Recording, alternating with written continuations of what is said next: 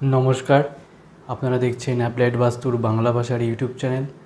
আমি সৌভিক দাস, আমি একজন বাস্তুশাস্ত্রবিদ এবং সিভিল ইঞ্জিনিয়ার। আজ আমরা জেনে নেব যে বাস্তু নাগের মুখ কোন মাসে কোন দিকে থাকে এবং সূর্য রাশি অনুসারে বাস্তু নাগের মুখ কোন রাশিতে থাকাকালীন কোন দিকে থাকে। তো প্রথমে আমরা দেখে নিই যে সূর্য রাশি অনুসারে বাস্তু নাগের মুখ কোন দিকে থাকে। বাস্তুশাস্ত্রে কি বলা রয়েছে আমরা শ্লোকে দেখে নিই। ইয়াদৌ রবিত শতৌরে ফণিমুখম পূর্বাদি সৃষ্টিকম খাতম বায়ুপুর্দিশা ত্রয়গতম লাঙ্গুলিষ্টম শিরঃ দারম তস্য মুখে গৃহাদি ভৈদম কুক্ষিদ্বয়ে সৌখদম দুঃখম পাক খননে শিরৌনি ঘ্রপুষঃ কুক্ষৌ সুখম দক্ষিণে।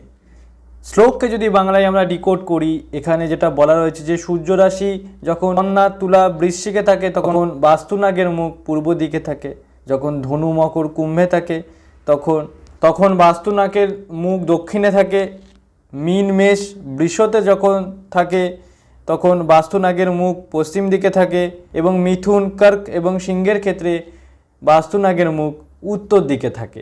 এখন কোন মাসে বাস্তু নাগের মুখ কোন দিকে থাকে আমরা শ্লোকে দেখে নিই। প্রাচায়াম নাগমুখম বুধৌ নির্গদিতম ভদ্রাশ্বিনে কার্তিকে মার্গত ফাল্গুন শুক্র ও ক্রমতয়া ইয়ময়ে জলে চোত্তের।